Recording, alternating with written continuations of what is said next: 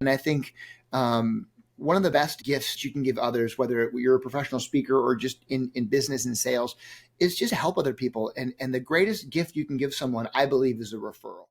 They're speakers, authors, and real-life rock stars, bringing you life-changing thoughts that rock, taking conversation all the way to 11.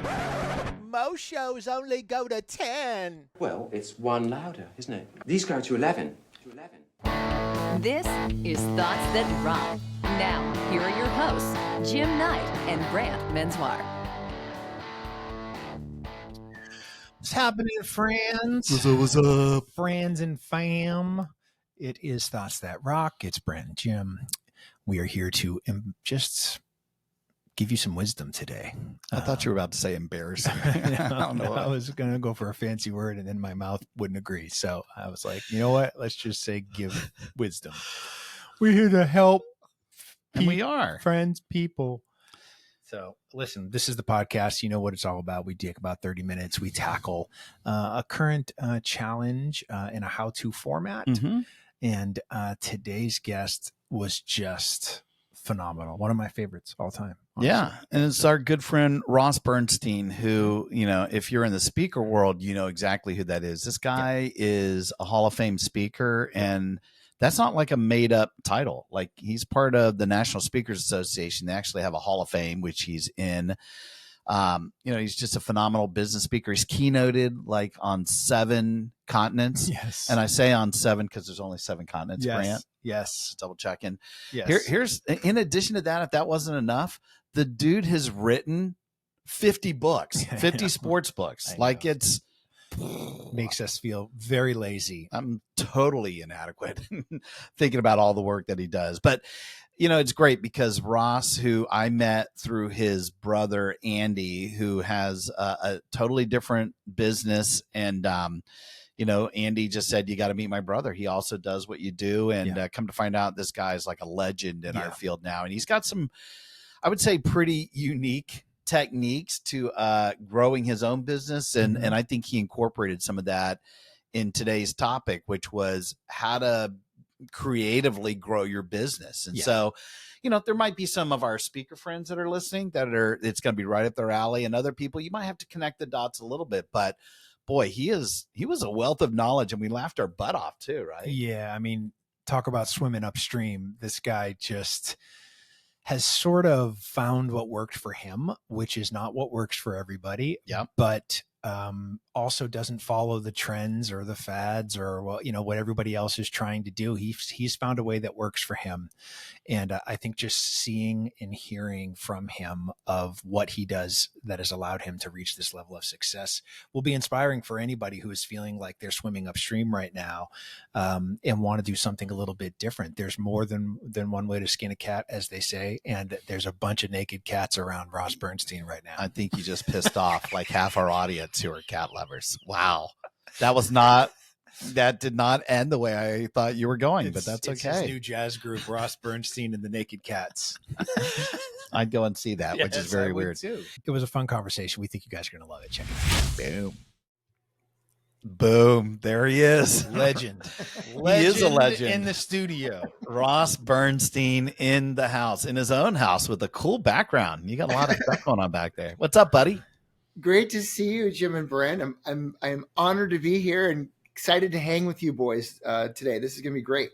Same here. I was just sharing in our introduction of you how long I've known you and met you through your brother. And honestly, you guys have actually never met before, right? No. Even virtually. No, he's like just a person of lore that I've heard all these stories about. And I feel like today's a big day for me. So I'm really excited. I'm You're excited. going to try to take Pebble from him. Yeah, I'm telling you, he is. I'm such a fan of anybody who swims against the stream, the disruptor. And I don't know anybody more that than you in this industry. And so immediate respect and just want to be like Ross. Like, be like Ross. Be like Mike. I want to be like Ross. We need t-shirts like That's that. right. I love you guys. That's awesome. Oh man, back at you. And we knew when we picked this topic, and you were a part of that as well, to talk about how to creatively grow your business. I think the underlining words can be creatively. Like, I think you're right. This is going to be some some innovative stuff, regardless of whatever business you have. So, dude, again, just thank you so much. And we said this in the introduction, but Ross, you're doing like, I don't know, 200 gigs a year. It seems like every time I put on LinkedIn, you're somewhere speaking. So for you to take some time to spend with us on the show, we're stoked about it, brother. I'm such fans of yours. You guys are two of the most successful people in the industry, truly rock stars as you live your brand. And I am honored to be here and hopefully share some wisdom with your listeners and guests. So I'm excited to be able to help them grow their businesses. That's great. One of us for sure. Absolutely. All right, brother. Let's talk about it. What is your first piece of wisdom? We're looking for your first thought that rocks on how to creatively grow your business. Where do you want to start? The first place I would start is philanthropy, believe it or not. So I think it's a real differentiator. I have a saying, philanthropy isn't just good purpose, it's good business, but you got to get real specific about it. So so my backstory is I was a walk-on to play hockey at the University of Minnesota, and I lasted about 10 minutes. I got cut, and I wound up becoming the team mascot, Goldie the Gopher. And I wound up writing a book about it. And it launched my career. I've written all these sports books. It's always been my passion. And my hero as a little kid was Herb Brooks, the coach of the famed Miracle on Ice 1980 U.S. Olympic hockey team. They made a movie about it called Miracle. Kurt Russell plays Herbie in the movie. And Herbie and I became good friends. I was actually working on his biography with him when he died. So I wound up writing a couple books about Herbie and created the Herb Brooks Foundation with his family. And we've used this platform to raise millions of dollars to help kids to play sports. So it's very on brand for my programming and for what I talk about. I'm just a big sports fan, and so we help disadvantaged kids to play. Kids with special needs, Down syndrome, autism, kids whose parents in the military overseas taking care of us. We take care of them, and it's just been a really amazing thing. And that's grown into other charities and other things like Taste of the NFL, which has raised over $40 million to feed the hungry, which I know you guys are part of your brand with the chart and with all all the chefs, and every city has the famous these Taste of the NFL dinners, and so it's just, and all these celebrities get involved. So charity golf, celebrity golf tournaments. I play in lots of those. So proceeds from all my books and speeches are always funneled into something else. And that's why I've been able to do thousands of television, radio, reviews, advertorial reviews where I've been interviewed and featured as a guest, because I'm never trying to sell a book. I'm always trying to sell the outcome of the book. And I really try and help my clients think about that differently. Like, what are you selling? Like life insurance? No one wants life insurance, but they want the outcome of the peace of mind. Or what are you selling? A house or a home where people are going to have these memories. So I think if you flip the script a little bit and think about how you can give and serve, it's awesome. So, there's so many opportunities to give and serve. So I really try and get my clients to think differently about their giving program, about how they use philanthropy as a strategic tool. And this can't be something from the top down. It's got to be from the bottom up, where the young people are invested, involved in things that are important to them. So I think that would be my first thought that rocked, was really, how do you use philanthropy as a differentiator? And how could you do more? Yeah. Well, first off, you're speaking our language for sure, because, we are involved in different organizations. I think individually, maybe you had something going on. Mine, certainly, as you said, from a food and beverage standpoint, I know, that 40% of all food just goes to waste in this country, number one, but yet 1 in 5 kids go to bed hungry. And I'm like, how is that possible in at least in this country? We have an international audience, but every country has their own issues.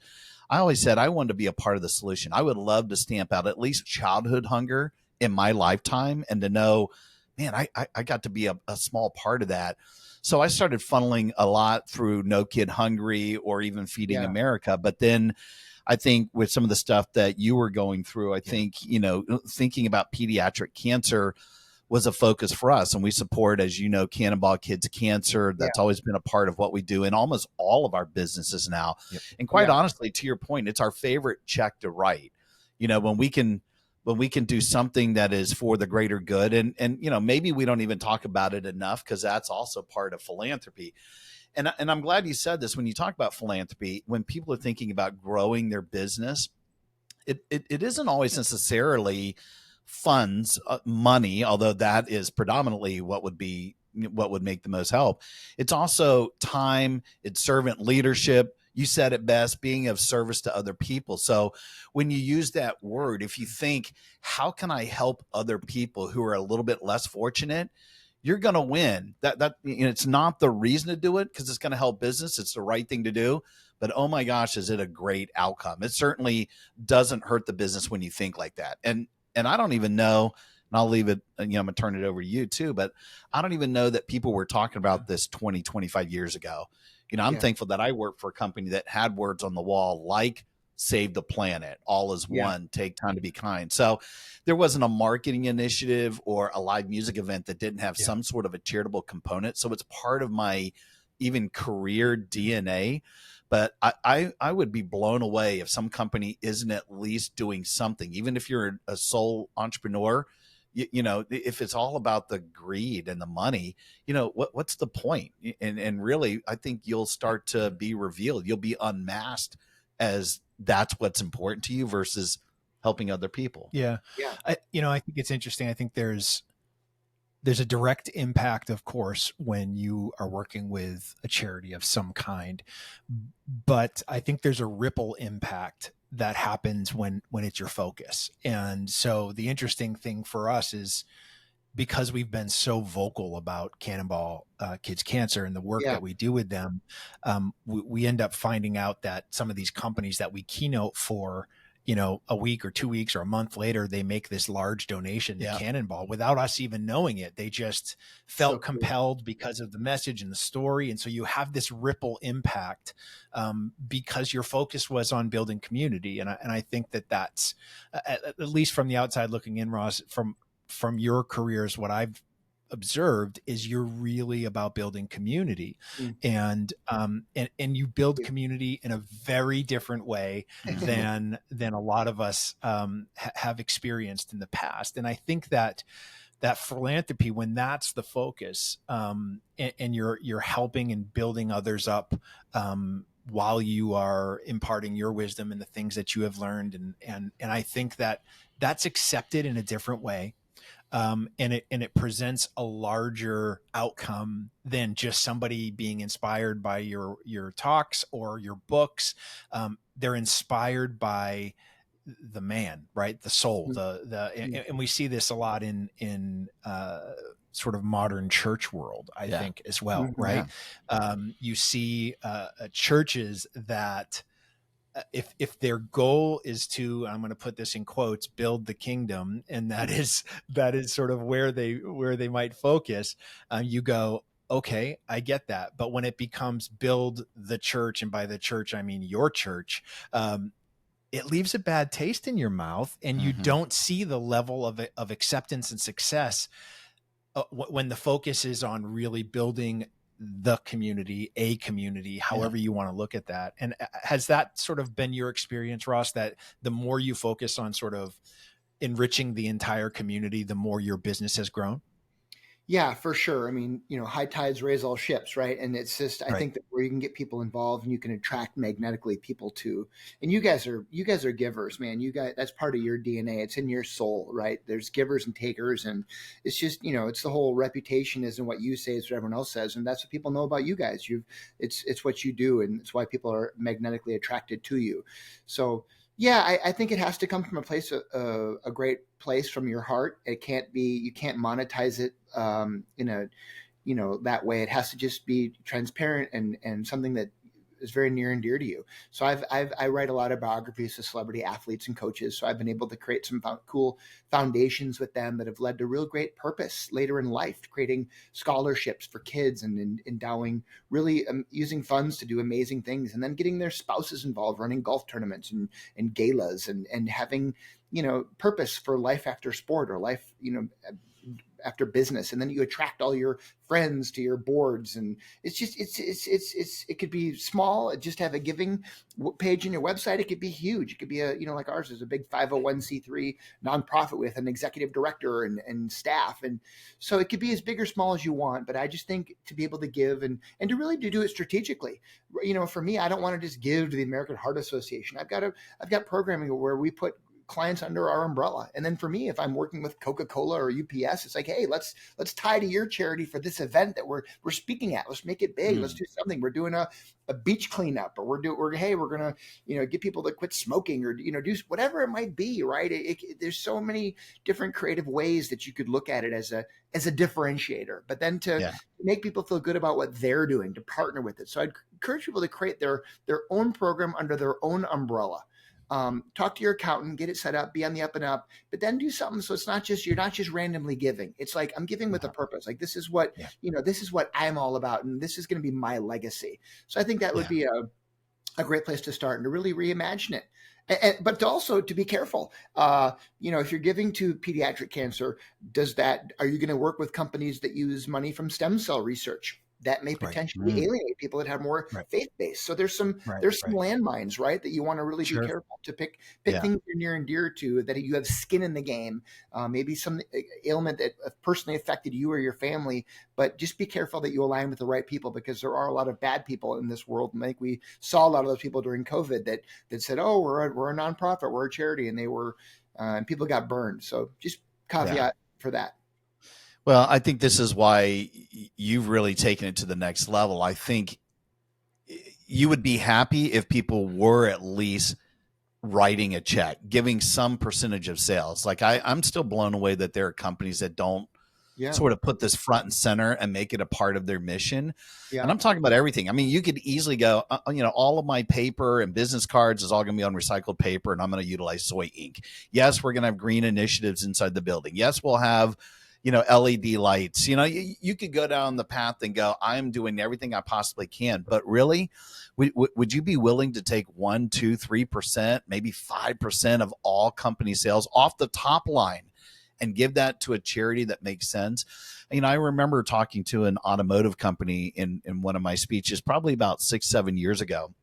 And I was talking about my focus, because food was my background. It made sense for me to be involved with some sort of hunger initiative, but I go, that's maybe not for you. I go, pick something that would be in your world, like, Cars for Kids, or donating some sort of a vehicle, or something that would make sense, because you just said skin in the game. At the very least, you could be doing something. I've shared with Brant, though, even during COVID, which, as we know, what was really tough when there's no events, that's it. Our year is done. We converted a few to virtual, but it was so tough to not have any income for the most part for a couple of years there. And yet I still felt like, and we both talked about it all the time, we were still writing checks during that time, because I just knew that karma was going to come back for me, especially for me, just being so faith-based. I said, it's going to happen one way or another, but who cares? Even if it doesn't, I just feel so rewarded when you're able to help somebody out. So here's my question, I guess, for those people who maybe we would just love for them to do something, for those that actually do go out of the way and create like a foundation like you've done, do you wind up creating events specifically on behalf of the foundation? There's not going to be any money generated at all. It's not about doing something at the end of the event on behalf of the foundation, but you've just sort of made that the pinnacle of the event itself. Well, I think, raising money is always the outcome. I love to brag when I do a whole vignette in my program about giving and charity and philanthropy. And then I brag about companies that I work with that give and how they do it creatively, whether it's a company like Community Coffee in Louisiana or Starkey Hearing Aids in Minneapolis. I really brag about them, and I talk about how they use it as a real differentiator, how they attract clients and they attract people. So whatever it is, I would just say, do it from the heart, be transparent, align yourself with the right people, bring in people that would help you do it the right way. But really, like a company like Starkey that I would do a lot of work with, their founders, their passion is to watch little kids hear for the first time. So they have these mission trips where they go to Haiti and Ghana and Liberia and they give away hearing aids. But the brilliance of what they do is they got a whole team of kids that run social media for them that understand video, and they create these little vignettes of little kids hearing, and they bring tears to your eyes immediately. And they put them to music, and they create them for TikTok and Instagram and Snapchat and YouTube, and they go viral, and they use that as ways to grow their business in a very organic, authentic way. And they're not the low cost leader. They're not the Walmart of hearing aids. In fact, they're the most expensive, but people choose to do business with them because they give and they serve. And I just think that's the thing. You can't monetize it. You just have to be able to just put it out in the world. And I think people, if people are attracted to that, then that's, by the laws of karma, it's just going to work out. Yeah. What a great first thought. All right, man. Love that first one. What is your second thought that rocks? I think my second thought would just be, keeping very much in the lines of karma, is just kind of the abundant generosity that is kind of our business as professional speakers, but just to give and to serve others. And I think one of the best gifts that you can give others, whether you're a professional speaker or just in business and sales, is just to help other people. And the greatest gift you can give someone, I believe, is a referral. So a big part of my business is referrals. And I work a lot of, top producer, financial services people, and people that are, commission-based sales professionals. And it's amazing to me how many people don't think about this, but like, whenever, the three of us, we're professional speakers, we speak at conferences. And I always say, I know there to be three truths after every conference I keynote. There will be a conference next year. There will be a keynote speaker, and it won't be me, which makes it very easy for me to say, who can I recommend for next year? Can I bring in my buddy Jim Knight? Can I recommend a person of color, a woman, maybe an inspirational speaker? I know them all.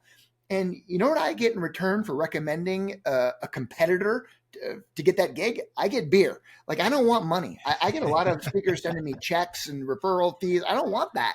I want karma. Yeah. I share with you, share with me. I mean, I send out tons and tons of referrals, and I keep them very personal, like very, I kind of pride myself on being the same guy off stage as on stage. I talk like this, I sound like this, I'm the same. I use emojis when I type, and I'm not formal. Like I don't have people. I run this business. I'm the CEO and janitor. Like I don't have people. I answer my phone. It's very, it's just how I do it.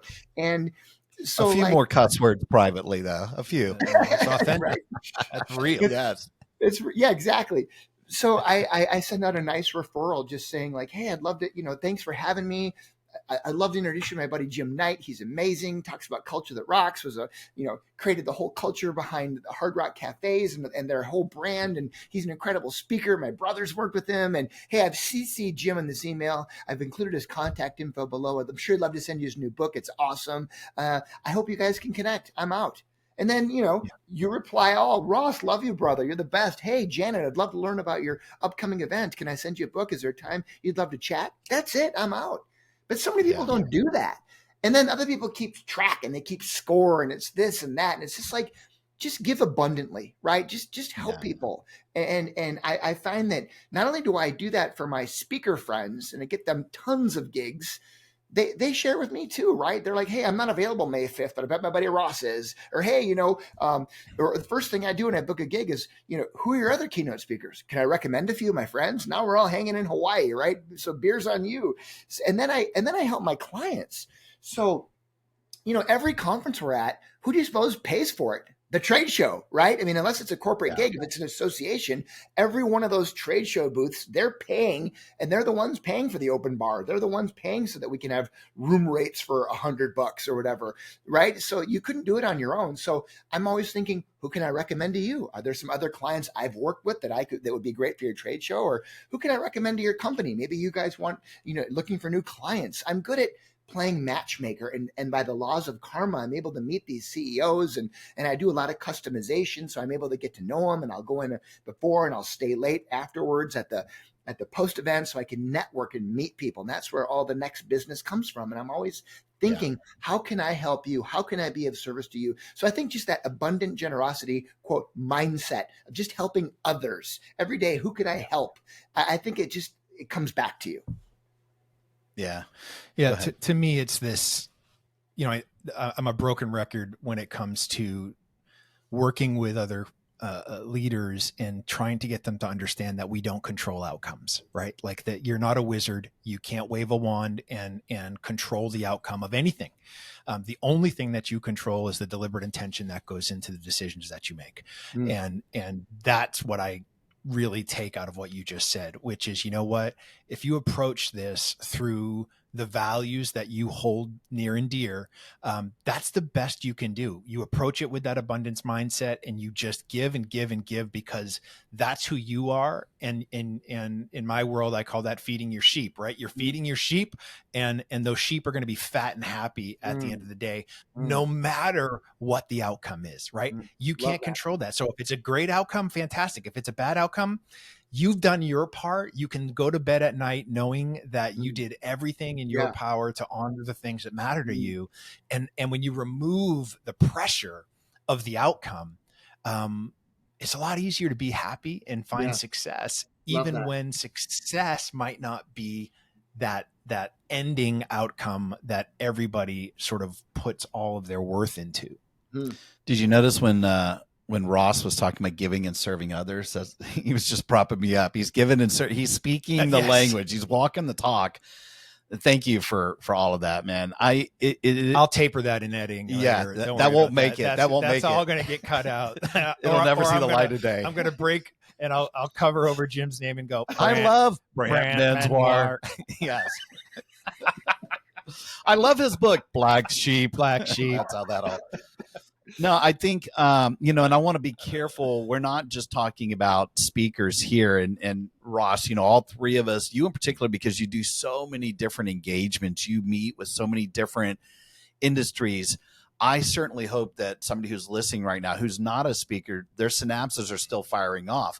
These are both extremely applicable. When you say give and serve others, it isn't about referral to another speaker. For them, it's okay, what you're asking perhaps isn't in my wheelhouse, or I'm not a specialist in that area, but I know somebody who is, or it could just be as easy as that's not what my team does, but let me connect you with the other person. So, again, I just hope there are people that are listening saying, if you have that mindset and it's authentic, that you really do care about your fellow human beings and serving other people, then this absolutely works for them, right? I mean, you're not just talking about speakers, because people are going to ask you questions. When you're sitting in front of a bunch of credit union execs, they're going to go, what does this mean for me, right? Yeah.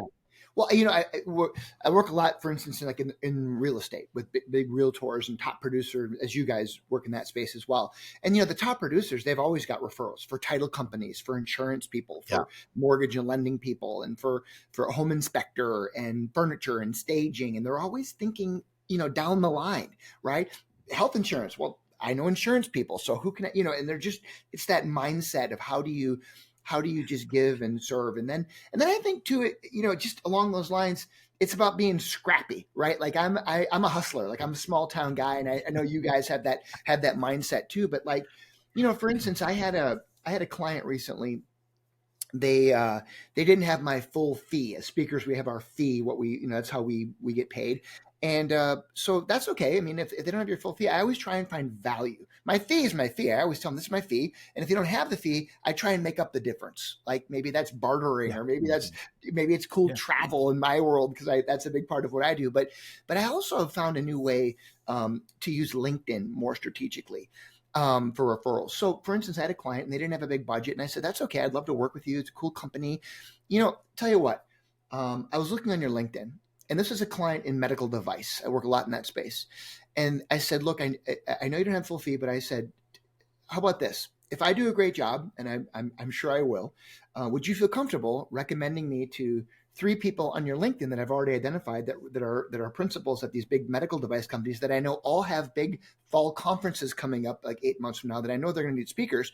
would you recommend me? And I'll write a little blurb, and you can say like, hey, we had Ross and we loved him and we think he'd be great for you. And he'd love to send you a few of his sports books for your bathroom library and something kind of fun. And so they said, of course. What are they going to say, right? Of course, it'd be our pleasure. Yeah. So they did, and I identified them specifically. And they reached out to them right away. And two of these people called me within like 48 hours and booked. Wow. They said, we got a conference in October. Jim said you were great. Tell us what you do. We'd love it. Two of them booked. The third one is pending. But it's like, a lot of people don't think to sort of get scrappy like that, to say, most people, well, you're not on my budget. I'm not going to do it. And I'm like, that's okay. Let's find some other ways to get creative and find this. So I think using referrals strategically that way is really effective as well. I love that. And this is, we joke all the time that like your approach is so unique, and honestly, the authenticity and courage that you have to ask questions that would scare others. Our favorite question you say is, what else you got? And that's like, I mean, I want that on a friggin' t-shirt that just says, what else you got?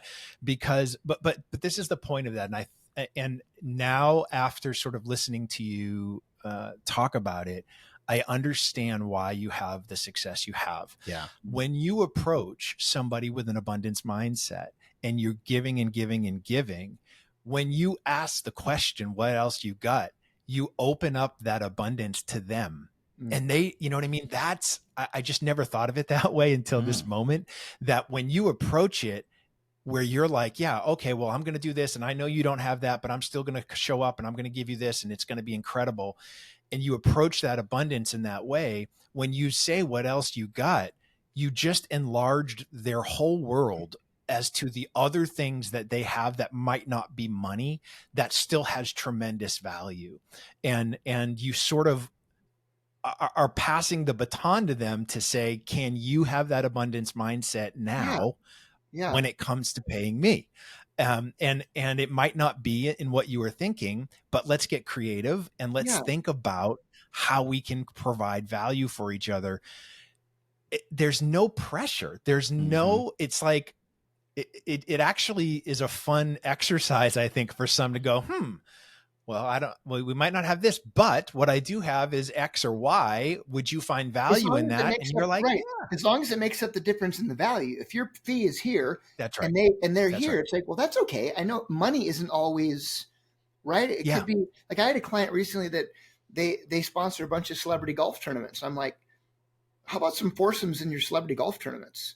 Like, really? Yeah. Like, because those are thousands of dollars, and I love golfing with my buddies. And it's like, if we can go out and do that, and there are dates that work in the summer, that has value to me. I'll meet some other people, and it's like, like this, like life is so short. You got to have fun with your business, right? Like, there's so many other ways to get deals done and just get shit done, right? Some people are so rigid, and then they're boxed, like, no, this is what I do, and it's just like, it's so boring. There's just make your own rules. I love that, and you guys are such givers in what you do, and I'm just a big believer in the under promise, over deliver mentality. Like no one wants to pay full fee for anything. Like, I'm going to buy a house. Ever. What is it? $1 million? Oh, sure. Yeah. Can I write you a check? Like, everyone's negotiating. Right. Pay full price for a car, and we're no different. Right. So I have a hard time if someone says, here's your full fee. I'm like, you know what? Let me throw in a breakout speech. Let me books.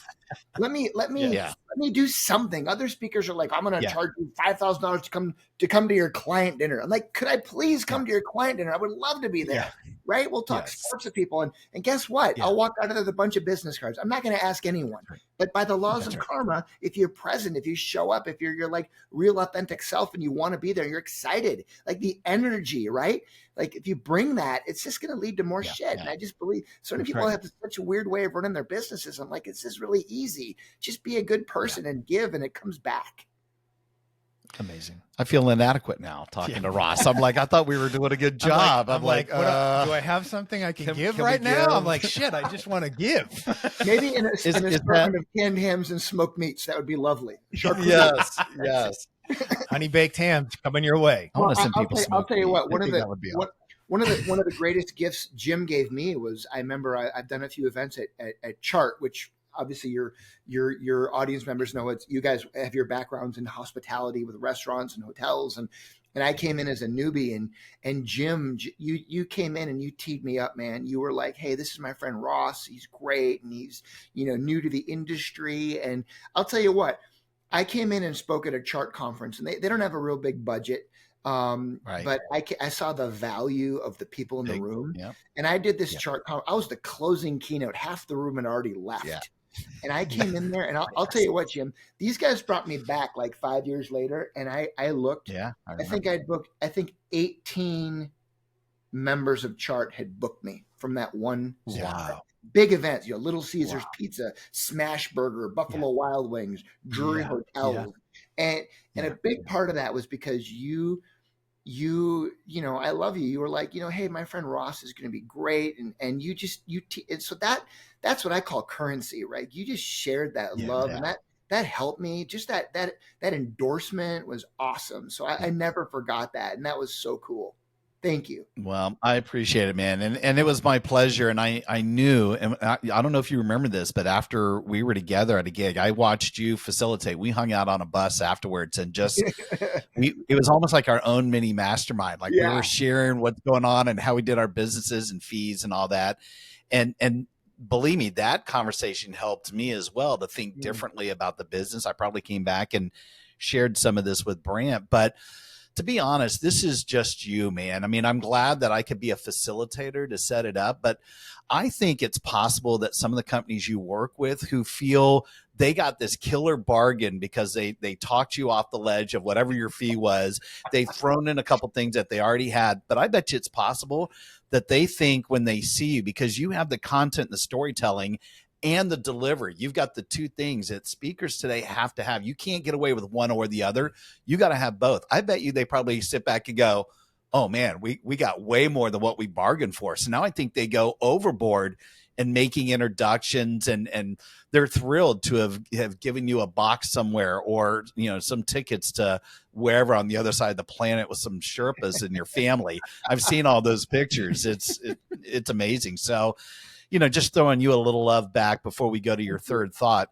Your stuff is really, really good. I know you're crazy about as much writing as you do, but when you're on stage, you bring the thunder as good as anybody out there, man. I put you up there in the top 5 speakers in this country, and I just so honored. Oh my God. in the world, honestly, Oh my it's the God. truth. And your ratings and your reviews have to show this. And certainly you're out there. You say you're hustling, but man, it's pretty inspiring. Oh God, I'm blown away hearing. I'm such fans of yours, so this is really a mutual love fest. But you know what? The stuff you said resonates, man, and it's like to make it a lifestyle business. And for me, it's the travel, it's the adventures, it's being. We said before. I got this saying right, like when you're alone, you're on the road, but when with your family, you're traveling. So to be able to use this business as a tool to do that, and then to barter, to work that in, to extend trips, to do that. And I live on the road with my wife, and we just love it. We love seeing friends. I can't wait for our next trip to Orlando. We're taking you guys out for dinner, and we're going to hang with you. And it's just right. How can we help you? What can we do? And it's just so much fun. But I love the creativity around getting deals done, and that's what it's all about, right? And you can't answer an RFP over an email. You got to call people, right? You got to be old school, man. You got to pick up the phone, and they got to hear your excitement, they got to hear your authenticity, and then they want to get shit done, right? You can't just say, here's my fee. It doesn't work. You're just commoditized. You're just, you're a leadership speaker. Google me. There's a million leadership speakers, but if they want to have Jim Knight, if they want to have Brant, I mean, they gotta, like, this is what's special. This is your secret sauce, right? That's what you guys do. So, I love that. And the fact that, Jim, you have such high standards. And I felt like, one of the things I did, like when I would go work with those, I remember going to White Castle Hamburger, a client you've worked with, and I met those guys. Probably you introduced me to them at Chart. And I met them and they're the family that runs the whole. And I remember I was speaking at their annual conference. My opening line, by the way, was, "I've never eaten your product sober," which is the truth for White Castle, right? Usually it's 2 a.m. Right? You're just hammered. Yes. But I went in, and I remember I had interviewed the White Castle franchisee in my hometown here where I live in Minneapolis. And I went and I met this guy named Dashel. And he was a West African immigrant, and he told me his story, and he has 6 kids, and his wife works. He's up early in the morning getting him off to school. But his star employee is this woman named Kraisha, and every morning he drives 15 minutes and he picks her up and he brings her back to the office. And every day, rinse, repeat. And I shared that story about how, as a journalist, I went out and I customized it, made it special. I found this unique thing about them. And then I had pictures and I shared the story at their event about them. And in the middle of my program, I got like a standing ovation for thousands of their franchisees and GMs, and people were crying. And I remember looking over and the CEO was like, "You nailed it. You nailed it. Thank you." And afterwards, Dashiell was like, he was a rock star. Everyone wanted his picture and autograph. And that's when I realized that for us, what we do as speakers, as thought leaders, is that's our superpower, right? To make other people look great. And if you can do that and you can find those stories, it's not just a canned presentation, whatever business you're in, to make it special, to make that PowerPoint really about them. And it's not just the same old shit. That's what's so cool. And that's what gets you more business, right? That's that word of mouth. That's what creates your reputation, your legacy. And if you're willing to do those things, that's what's going to keep you booked. Yeah. Oh man, Totally. we could stop right now. He still has a third thought. There's still one more. Always giving. Always giving. All right, man, bring us home. What I mean, honestly, we could have stopped right there, but I know you got that third one in your pocket. What's your last thought that rocks on how to be creative in growing your business? I would go with video testimonials.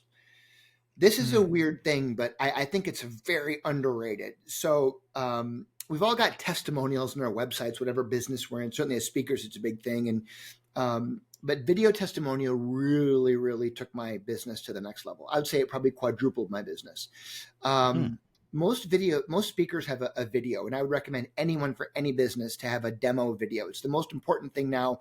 It's got to be search engine optimized. It's got to be, mobile friendly, all these things. If you don't know what I'm talking about, hire a Gen Z, they'll figure it out. But no one really takes time to read written testimonials. So they really don't carry much weight. And furthermore, people kind of cheat on those anyways. So what I've learned is, I really get to know my clients. I really try and love them up. I really try and, come in early, stay late, get to know them. And after I've keynoted an event and you hope for that big, big stage and a standing ovation, you hope for these things, loud music, I'll ask them like right in the moment, "Hey, can I honor you by asking you for a video testimonial?" Like, no, let me go back to my office. I'll, no. I want it right here, right now. I want bad audio. I want it to look bad because it's authentic. It's real. And I'll ask them in the third person, and I'll hold my phone like this, not this, young people, right? This, so that it fills the whole screen. And I'll ask them in the third person, like, "Hey," I'll kind of coach them a little bit, explain where we're at, what we're doing, what you liked about my program. And I'll just say, "Okay, hey," and I'll get a picture of their name tag. So I know how to put their name on there. And by the way, these are important people. I don't want Larry from Des Moines. I want the CEO of Hyundai. I want the CEO of Buffalo Wild Wings. And I'll say, what did you think of Ross this morning? And I'll just hide back here. Right. And what do you suppose they're going to say?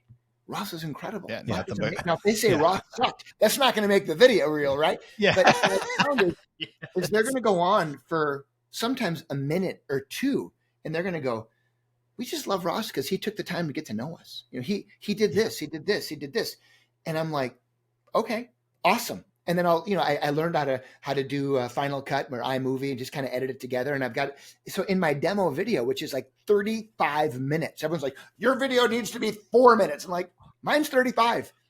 Take it or leave it. If they're going to hire me, they're going to watch it, or they can hit pause or fast forward or whatever. But what I found is that when I ask people later, like, "Hey, why'd you pick me? I'm curious. You had all these great candidates." They said, "We watched your video and we saw over 100 CEOs, VPs of sales, senior executive directors of associations saying, 'We love Ross, and this is why.'" I've spoken on all 7 continents, people from all over the world going, "Ross, took the time to get to know about us." So it's that affirmation and it's that endorsement, but in a weird, unique way. And I think if people think about that and not only ask for them, but to abundantly, generously give them as well, that's the secret sauce. So I think that would be my third point, is to go out and get those and leverage them. And if you want to watch a company that does them better than anyone else, and you guys know about these guys, I believe, Ritz-Carltons. If you watch any Ritz-Carlton video on their website, it's just incredible. The music Yeah. starts. There's the HD video. There's the beach. There's, and it's just, and it's just like, and you just watch it and you go, oh my God, I want to go stay at a Ritz-Carlton. And quite frankly, if your demo video doesn't say, oh my God, I want to buy insurance from you or buy a house from you or hire you as my speaker, and then you get these testimonials, you're just not doing it right. So you got to spend some money and get it right, but you need those testimonials from people, and you can ask them. And if you've earned the right to ask, they're gold. Love it. It's awesome. I need to jump on this right now. I'm so lucky because my agent, Michelle Joyce, who you know She's as awesome. well, she's phenomenal. She's been pushing me to have a demo video, and I just haven't had a chance to do it. I've got videos for sure, 1.5, 2 minutes that are on my website, on her website, but nothing for her to really send out to event planners or to potential clients. So I'm in the middle of doing that right now. Yeah. And, I was going to put some small testimonials, but they would have been written, spliced in between stuff, but certainly not video. And I know people that do a very good job with that. I feel like I'm behind the 8 ball in doing that, number one. But you just really helped me out in thinking what I should be putting in that demo reel. But I am glad you said at the very end, you started to use other analogies from companies outside, again, of our realm, because I was looking at this one going, video testimonials. Okay, then it really is. This thought is for speakers, but it's not. You made a great point. It could be for any company, and on their website, if they don't have testimonials of their clients, whoever it is, you're really missing out. And video is the way people are now taking in content more than anything else. We've talked about this endlessly on our show, but I'm so thankful that you said that. But yes, if you're a speaker listening, you got to get about it and get about it quick. And I'm in that camp. 100%. Like my head is swimming with shit I got to go do right now. Ross is giving you homework. Yeah. And it's all stuff that, it's so funny, man, because it's like, I think we can get caught up in, trying to do all the things the way in which we've been instructed or learned at school, or you learn from people who are incredibly successful, but you can't do what they do because you're not at that level. You can't employ the same strategy to somebody making $2, $3, $4 million a year when you're making $2,000 a year. That bridge is too far. But what you're giving is such advice that can work for anybody in any situation, whether you're a dry cleaner or you're a speaker or you're a chef. You get these video testimonials. You start to put giving in the forefront, have that abundance mindset, like all of that stuff works no matter what you're doing or what level of success you're at. And I love that, because I think we often think about the newbies who are trying to get something started, and you want to really help them. But what about the person that's incredibly successful, but they don't even realize there's a whole other level of success that if they adopted this mindset, they might reach that other level. And it's just something that we don't think about because we don't experience it. And we joke that, we have friends who are like you, just incredibly 7-figure successes. And you look at that and it's sort of, we put you on a pedestal and you're the ultimate success, but then you go, you know what? Did you know there's this whole other thing over here where they're $100,000 masterminds. They show up in their private jets. They've got FU horse money. That's just like at this level that is mind numbing. And you're like, it's no different. It's really no different. It's just getting access. And I can't remember where we had another interview. We were talking about, it was with Carlos Navarro. And we said, when you reach a peak, sometimes you have to reach that peak to see that there is another peak in the distance. Yeah. You know what I mean? And if you don't ever reach it, you don't see that there's another mountain over there because you're blocked by what you're looking at. I think as speakers, there's a term, speaker envy. Like there's always like, as good as you think you're doing, you're like, oh my God. Like I just spent a few days with Josh Linkner. I mean, this guy's gosh. I mean, this guy is like. I feel like we need a gates of heaven, right? Or a doorway sound effects. And what this guy's doing and the amount of money he's making it's remarkable. But I got to a certain point, you guys, and I think I would add a fourth bonus point here is just to say, you do you. Like there's so like you can go to all the, in our world, the National Speakers Yeah. Associations or the Impact Yeah. 11s or whatever industry, Yeah. all the, and there's Yeah. so many bright, sparkly squirrel things. And I Yeah. for me, it's like, I'm focused. Like I don't podcast. I don't blog. I don't vlog. I don't have a list. I don't have a Yeah. CRM. I don't coach. Yeah. I don't train the trainer. I don't have any side hustles. I don't have an LMS, a learning management system. I don't do this. I don't do that. Even my books I just give away. They're just fun. They're not like salesy books, right? So I just speak. Could be an audience of 10 or 10,000. And I've gotten laser focused, and I'm not trying to keep up with the Joneses. It's hard because everyone's doing this and they're doing that. And I'm just like, you know what? I had a good theory. Like I'm not going to make millions. I have friends who make millions, but if I do this, I could make $1 million. And I'm like, I live in Minnesota. That's a good life.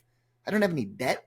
I travel, and here's the thing, guys. It's not what you gross, it's what you net. How much you keeping? Yeah.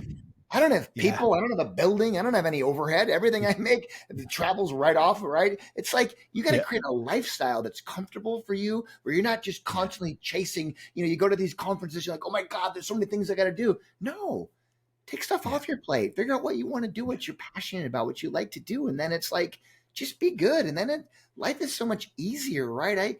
I spend days, I'm just like golfing and playing hockey and going running and seeing my friends. And it's like, you can actually have a life. Like, I don't want to, I'm a member of EO, Entrepreneurs Organization. And it's like all these guys, they're talking about payroll taxes, and they're talking about, private equity money and raising money. And the next, I'm like, oh my God, I have no interest in that.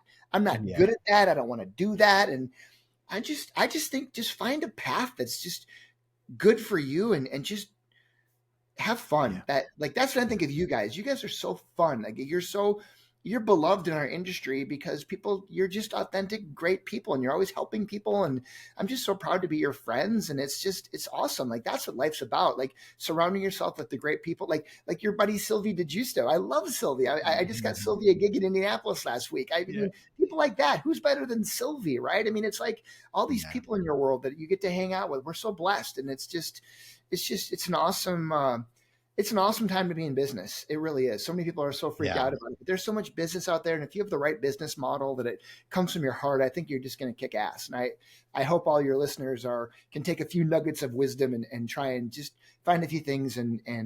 But you guys, you guys are awesome. And I'm honored to be with you today. It's really, really cool. I did not have speaker envy until right now. We need a soundtrack. I feel like we need to slowly fade in. We Are the World behind us. There needs to be now. some music.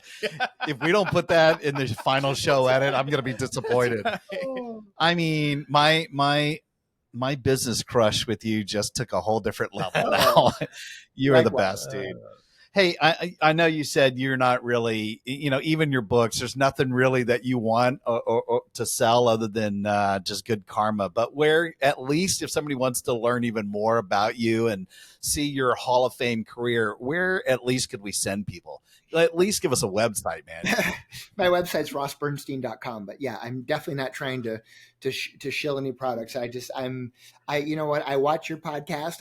I'm a fan. So this is like really cool for me. And you've had a lot of people that I've known who've been guests on here. So I've always very secretly wanted to be a guest. So this is like a kind of a cool tick the box moment for me that I get to be on with you guys. And I'm excited to hang with you and see you. And if I can help you, if I can introduce you and refer you to anybody, I am team Brant and Jim. So let me know what I can do to help you guys. And when this is done, if I can promote this throughout my LinkedIn network, I'm not on any other social media, so I just don't do other stuff, but I'm going to blast it out there to my tribe and help you guys any way I can. I'm such fans of yours.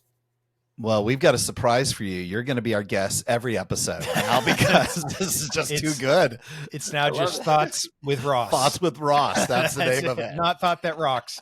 Thoughts with Ross. I like that. I like that. That could be good. We're going to totally change the logo for his episode for sure. Right. Man, thank you so much for spending some time with us. If people don't walk away listening or watching this episode and they don't feel good, there's something desperately wrong with them. Yeah. At the very least, I hope they just really get their world amped up from listening to you. You come with so much good content, and we're going to have you back on, man. I love it. This was fantastic. Amazing. Absolutely. We'll talk to you soon, man. My 3 new thoughts. All right, you guys. That's right. Care. We got it. Thanks, brother. Thank you. Hey, rock stars, thanks so much for tuning in. Yeah, and listen, we know how busy you are, and grabbing those little nuggets of wisdom that can amp up your life are super hard to come by. So we hope this episode helped you enough for you to maybe subscribe and consider leaving us a rating and a review so that we can continue to grow the show. Thus That Rock is a proud member of the Evergreen Podcast Network and also supports Cannonball Kids Cancer and their fight for finding and funding treatment options for kids who have run out of options. They're amazing. Their work is incredible. To learn more, please go to cannonballkidscancer.org. Finally, if you're interested in having Brant or Jim or both of us speak at your event, whether as a virtual webinar or an in-person conference keynote or mastermind, contact us directly at thoughtsatrock.com. Until next time, Rock on!